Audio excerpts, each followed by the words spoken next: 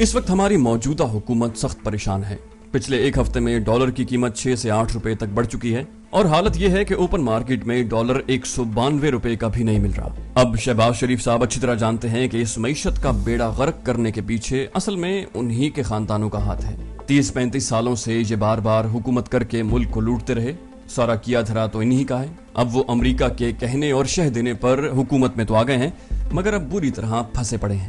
معیشت کا دن بدن کباڑا ہوتا جا رہا ہے اور ڈالر ہے کہ آسمان سے نیچے آنے کا نام نہیں لے رہا۔ ادھر نواز شریف اپنی جگہ پریشان ہیں کہ وہ پاکستان آئیں یا نہ آئیں، کیونکہ وہ اچھی طرح جانتے ہیں کہ اگر وہ پاکستان آئے اور شہباز شریف کی حکومت چلی گئی تو وہ کیا کریں گے، کون سے ڈھول بجائیں گے؟ پھر تو یقینی بات ہے کہ وہ جیل ہی جائیں گے، جو کہ بہت برا ٹھکانہ ہے۔ اب نواز شریف کا یہ پلان لگ رہا ہے کہ وہ اس حکومت کو 1.5 سال تک چلائیں، اس کے بعد عام انتخابات ہوں، تب تک کے لیے انہیں الیکشن کمیشن اور دوسری چیزیں مینج کرنے کے لیے ٹائم مل جائے۔ مگر دوسری طرف شہباز شریف صاحب کا کوئی پتہ نہیں کہ وہ کسی بھی وقت اسمبلیاں توڑ دیں، کیونکہ حکومت تو ان سے چل نہیں رہی اور وہ بہت زیادہ پریشر میں ہے۔ اب اتنا پریشر کسی عام آدمی پر ہوتا تو وہ تو شاید ہارٹ اٹیک سے مر جاتا، مگر یہ شہباز شریف صاحب ہی ہیں جو کانٹوں کا تاج سر پر رکھ کر بھی بڑے مزے سے اس کرسی پر بیٹھے ہوئے ہیں۔ ان کو دیکھ کے لگتا ہے شاید اللہ تعالیٰ نے ان کو سزا دی ہے کہ اتنی محنت کرنے کے بعد، اتنی سازشیں، اتنے پیسے خرچ کرنے کے بعد بھی حکومت میں آئے اور کوئی بھی انہیں وزیر اعظم ماننے کو تیار نہیں۔ خود ان کی اپنی حرکتیں بھی ایسی ہیں، جو سی ایم والے کام ہیں وہ یہ پی ایم بن کے کرتے رہتے ہیں۔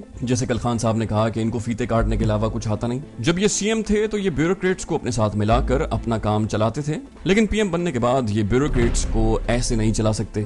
دوسری طرف نواز شریف یہ چاہتے ہیں کہ جب وہ پاکستان آئے تو ان کے بھائی کی حکومت چل رہی ہو، مگر شہباز شریف صاحب بالکل بھی اس کے لیے تیار نہیں لگتے۔ اصل میں بات یہ ہے کہ نواز شریف صاحب مریم نواز کو وزیر اعظم بنانا چاہتے ہیں۔ ان کا پلان ہے کہ یہ حکومت میں رہ کر اپنے اگلے پچھلے تمام کیسز ختم کروائیں، نااہلیاں ختم کروائیں اور پھر اپنی لاڈلی بیٹی کو انتخابات میں وزیر اعظم کے لیے اپنے ہی بھائی شہباز شریف کے سامنے کھڑا کریں۔ اور اندر کی اطلاعات یہ بھی ہیں کہ ان کی آپس میں باریاں ڈیسائیڈ ہو چکی ہیں، یعنی نواز شریف صاحب نے شہباز شریف صاحب کو کہا تھا کہ اس دفعہ آپ بن جائیں اور پورے حالات تیار کریں تاکہ اگلی دفعہ میری بیٹی مریم وزیر اعظم بنے۔ اب اسی سلسلے میں ان کی فضل الرحمان صاحب سے بھی ملاقات ہوئی۔ وہ صرف شہباز شریف صاحب کو اتنا پیغام دینے آئے تھے کہ وہ جلد سے جلد اسمبلیاں توڑ دیں اور نئے الیکشنز کروا لیں، اور جتنا عرصہ شہباز شریف صاحب ایسا نہیں کریں گے، عمران خان جتنا زیادہ احتجاج کریں گے، جتنے زیادہ جلسے کریں گے، ان کی شہرت میں اضافہ ہوتا جائے گا۔ اور اگر یوں ہی عمران خان کی شہرت میں اضافہ ہوتا گیا تو پی ڈی ایم تو کیا کوئی پارٹی بھی اس قابل نہیں رہے گی کہ وہ اپنے حلقوں سے جیت سکے۔ عوام نے یہ ضد پکڑ لی ہے کہ وہ ان پرانے سیاستدانوں کو ایک ڈبے میں، ایک ٹوکرے میں بند کر کے باہر پھینکنا چاہتی ہے، اور اب ان پارٹیز کا حال یہ ہے کہ یہ اپنے حلقوں میں ہی رسوا ہونے شروع ہو گئے ہیں۔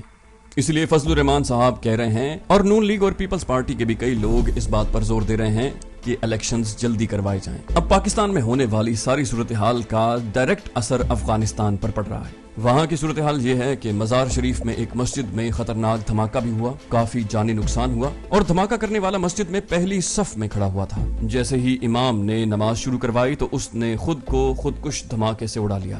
اس بندے کا نام وسیم دوستم بتایا جاتا ہے۔ ایران کی ایجنسیز نے افغانستان کی سی آئی اے اور را قیادت کو اس حملے سے اچھی طرح باور کروایا تھا۔ اب چونکہ پاکستان میں سیاسی حالات قابو میں نہیں آ رہے، اس لیے پاکستان اور افغانستان میں شرپسند عناصر کو کھلی چھوٹ مل رہی ہے۔ وہ عمران خان ہی تھا جس نے ایبسولوٹلی ناٹ کہہ دیا تھا، لیکن یہ موجودہ حکمرانوں میں اتنی ہمت نہیں ہے کہ وہ امریکہ تو کیا کسی بھی ملک کو صاف انکار کر سکیں۔ امریکہ کا صرف یہی منصوبہ تھا کہ وہ صرف عمران خان کو نکال لیں، کیونکہ عمران خان صرف پاکستان نہیں، امت مسلمہ کی بات کرتا ہے، اپنے نبی پاک صلی اللہ علیہ وسلم کی بات کرتا ہے، اسلاموفوبیا کی بات کرتا ہے۔ امریکہ اپنے خطرناک منصوبوں کی ایک لمبی لسٹ لیے بیٹھا ہے، جس میں ان کا دوسرا پلان یہ ہے کہ پاکستان میں خانہ جنگی شروع کروائی جائے اور پھر افغانستان اور پاکستان کو آپس میں لڑایا جائے، اور امریکہ کو اس خانہ جنگی کو ختم کرنے کے لیے اس میں کود پڑنے کا بہانہ ملے۔ اب یہ بات تو بچہ جانتا ہے کہ امریکہ اور دیگر پاکستان دشمن ممالک دو بڑی چیزوں کے پیچھے ہاتھ دھو کر پڑے ہوئے ہیں، ایک ہے پاکستان کی ایٹمی طاقت اور دوسرا ہے سی پیک۔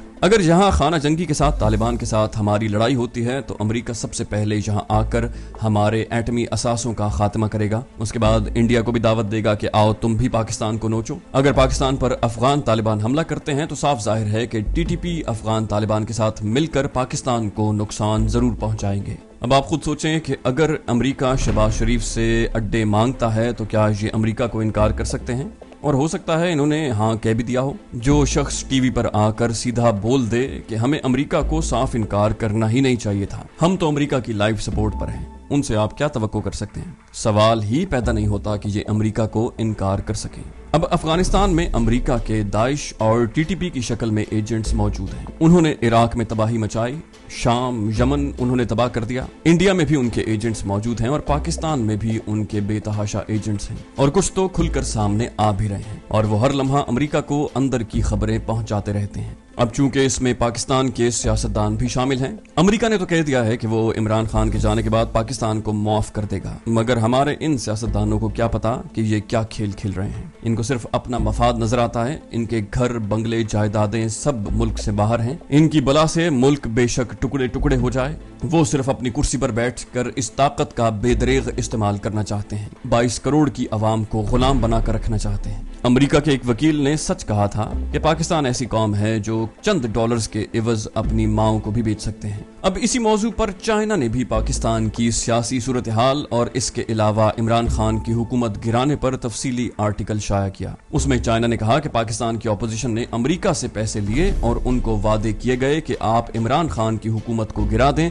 तो हम आपको मालामाल कर देंगे। अब वाज़ेह तौर पर दो अल्फाज इस्तेमाल किए गए हैं, एक तो पैसा और दूसरा वादा। अब जाहिर बात है कि अमेरिका को खुश करेंगे तो अमेरिका ने इनको 240 मिलियन डॉलर का लॉलीपॉप तो दे ही दिया है, लेकिन ये सब आर्जी चीजें हैं। हमारा सीपेक का मंसूबा भी इसीलिए आगे नहीं बढ़ता क्योंकि चाइना भी जानता है कि पाकिस्तान ऐसा मुल्क है जहां चंद मिलियन डॉलर के इवज या कुछ करोड़ रुपए के इवज आप हुकूमतें बदल सकते हैं। अमेरिका में बैठे अगर किसी बंदे का पेट खराब हो जाए तो भी पाकिस्तान की हुकूमत बदली जा सकती है। ये चाहते हैं कि पाकिस्तान के एटमी दांत तोड़कर फेंक दें, हमें इंडिया के सामने चारे के तौर पर पेश कर दिया जाए और फिर जिसका जो दिल करे वो उसको वैसे टुकड़ों में बांट ले। कहने को तो अमेरिका के साथ हमारे बड़े अहम तिजारती ताल्लुकात हैं, लेकिन ये समझना कि अमेरिका हमारा दोस्त है ये बहुत बड़ी गलत फहमी होगी। अमेरिका इंडिया और इसराइल दोनों को कंट्रोल करता है। इसराइल का प्लान है ग्रेटर इसराइल और भारत का प्लान है अखंड भारत। अगर इसराइल आज अक्सा को शहीद नहीं कर पा रहा तो इसका मतलब यह है कि उन्हें सिर्फ और सिर्फ एटमी मिसाइलों का डर है।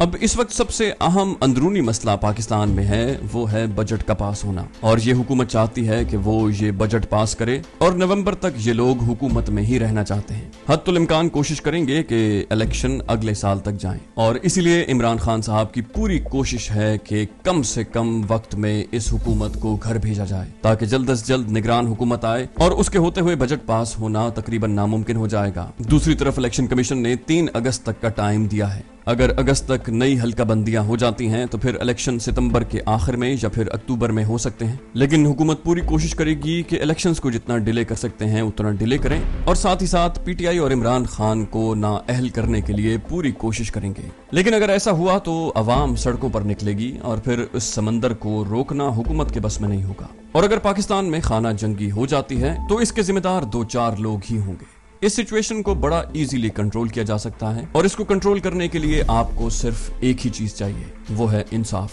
अब यहाँ कुछ दरवेश लोगों की पेशन गोइयां भी बताते हैं। पीर पिंजर सरकार का कहना है कि पीडीएम की हुकूमत 3 माह से ज्यादा नहीं चल सकेगी। इमरान खान अदम एतमाद में नाकाम तो हो जाएंगे मगर फिर वापस आएंगे, और वो भी 3 माह के अंदर अंदर। सदारती निजाम के बारे में तो वो चीख चीख कर कह रहे हैं कि मुल्क में 3 माह के लिए सदर आरिफ अलवी इमरजेंसी लगा दें, उसके बाद सदारती निजाम को खुशामदीद कहा जाए, जिसके पहले सदर इमरान खान होंगे और मुल्क इस शख्स की क़यादत में हैरत अंगेज तरक्की की मनाजिल तय करेगा। उनका मजीद कहना है कि सदारती निजाम पाकिस्तान की किस्मत में लिखा जा चुका है और पाकिस्तान की किस्मत बदल सकता है। जनरल हमीद गुल ने भी कहा था कि इमरान खान जमहूरी निजाम के आखिरी खिलाड़ी होंगे, उसके बाद पाकिस्तान में सदारती निजाम का राज होगा। पहले पाकिस्तान की अवाम इमरान खान से मुकम्मल तौर पर मायूस हो जाएगी और फिर उसके बाद सारा जमहूरी निजाम लपेट दिया जाएगा। अल्लाह ताला हमारे मुल्क की हिफाजत करे और हमें सही रास्ते पर चलने की तौफीक दे। आमीन।